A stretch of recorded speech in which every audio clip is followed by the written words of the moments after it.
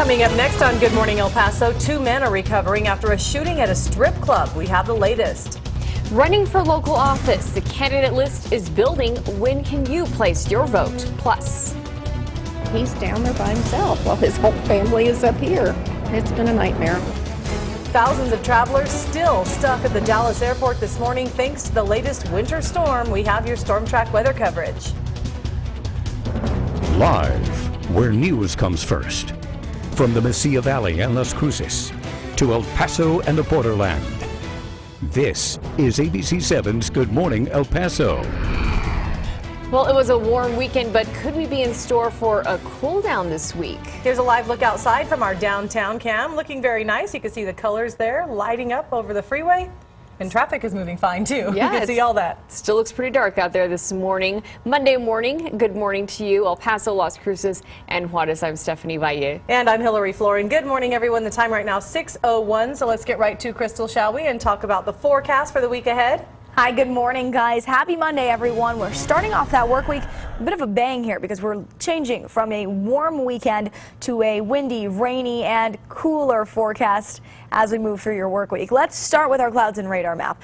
On our clouds and radar map, it does show some spots of green picking up cloud coverage across the entire area, and even that rain-snow mix, some freezing rain possible as you track near Carlsbad. But in El Paso County, notice radar here is picking up from about northeast El Paso to far east El Paso with that green. The thing is, radar is looking a little shaky right now. We're not sure if this is actually making it to the ground. Sometimes radar does report false returns, which is why we're asking you, our viewers, to let us know if you do see rain. Weather at KVIA.com, where you can let us know, send that over to us so we can confirm this. We're also trying to find any traffic cameras that indicate rain. So far, haven't seen anything out there. So just a heads up, there's moisture available.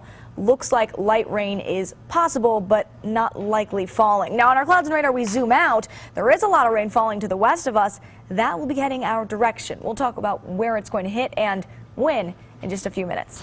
All right, Crystal, thank you. A weekend storm system brought ice, freezing rain, and snow to much of the country. Boston is just inches away from an all-time snowfall record. ABC's Susan Solney has our Storm Track weather coverage. March is bringing no sign of spring this morning to several states from the south to the Midwest and the Northeast. More freezing rain, more snow, and more ice are creating travel nightmares. I'm over it. I don't want any more. I'm tired of this. The sound of spinning tires was heard throughout the hilly landscape of Englewood, New Jersey, thanks to a slick new coating of snow. The roads are terrible. I skidded all over the place, and I was scared to go up hills because I was scared of getting stuck.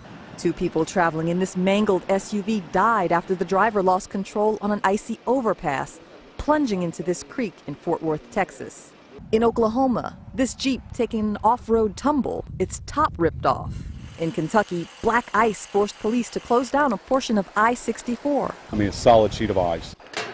This was how more than 5,000 people spent the weekend at the airport in Dallas-Fort Worth, one of the nation's busiest hubs. Beverly Crittenden was supposed to leave Friday for a family vacation in Mexico. Her family waiting in line in Texas while her son is already in Mexico. He's down there by himself while his whole family is up here. It's been a nightmare. American Airlines tried to appease travelers with tweets. One of them said what so many are likely feeling: we're ready for it to be over, too. This latest storm could help Boston break a snowfall record. All it needs is about 6 more inches, and that's looking highly likely these days. Susan Solney, ABC News, Washington. In other news, police are still looking for the gunman who shot 2 people outside Jaguar's Gold Club over the weekend. It actually happened around 3 Sunday morning. Jaguar's Gold Club is located right on Gateway West near Lee Trevino. Police say they didn't get the call from bystanders, but from Del Sol Medical Center, which reported 2 patients in their care had been shot. Both the men are in stable condition this morning, and no arrests have been made yet. The investigation is still underway. And police are also investigating why an El Paso police officer was hit early Saturday morning. This happened on I-10 East right before the Giles exit. He had just written a ticket when he was hit while walking back to his motorcycle. A car clipped him. His injuries were not serious, but it's still unclear if the person who hit the officer will actually face charges. And we are also trying to learn more about the situation between University Medical Center and El Paso Children's Hospital. Children's deadline to accept UMC's terms has expired. Both hospitals say Children's owes UMC more than $90 million. The Children's Board discussed possibly seeking bankruptcy protection. We've turned to the Children's Board's chair, Rosemary Castillo, looking for answers, but without success. These are currently some of the board members: Vice Chair John Gugadal, Sam Legate, and 9 others.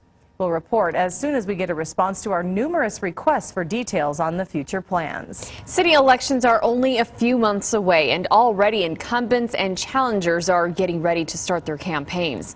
Right now, there are 4 seats up for grabs. District 8's Courtney Nyland will be running for her seat again, as well as District 6, Claudia Ordaz. In District 5, Councilmember Michael No is also running for re-election. And in District 1, Ann Morgan Lilly will also pursue her term.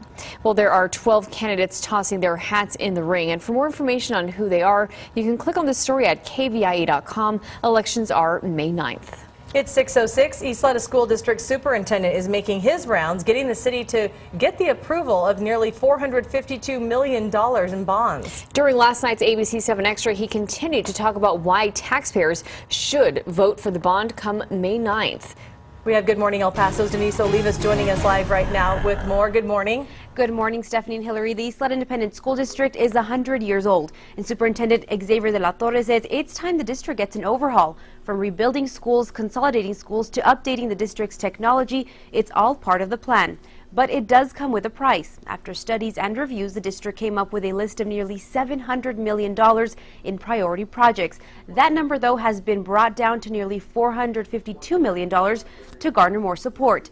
Last night, a viewer questioned why the need for so much money when the district's student population is declining. In 1988, YISD had more than 50,000 students. It's now at about 42,500 students. But according to the demographic study, we'll have those same 42,500 students 10 years from now. So we seem to have plateaued.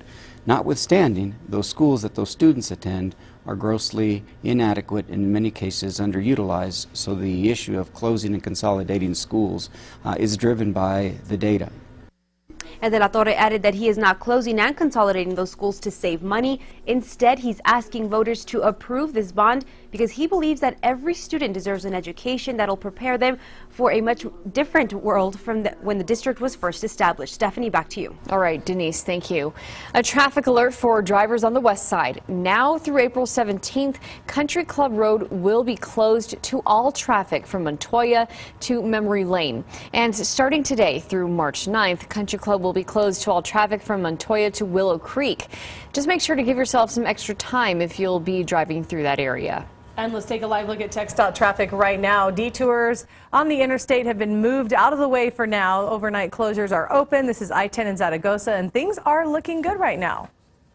Well, thousands took to the streets in pink, all with one goal in mind. That's right, to help find a cure for breast cancer. We'll take you to the 23rd annual Susan G. Komen Race for the Cure coming up. And one of boxing's biggest stars is talking about his upcoming fight with Floyd Mayweather, what Manny Pacquiao's children had to do with this decision to fight. And let's go ahead and check in with Crystal right now. We want to grab that raincoat for today, right? Yeah, grab the rain jacket, the umbrella, throw them in the car because you've got a shot at rain, especially as you're heading home from work. We'll talk about your chance coming up right after the break. Thanks, Crystal. This is ABC 7, where news comes first.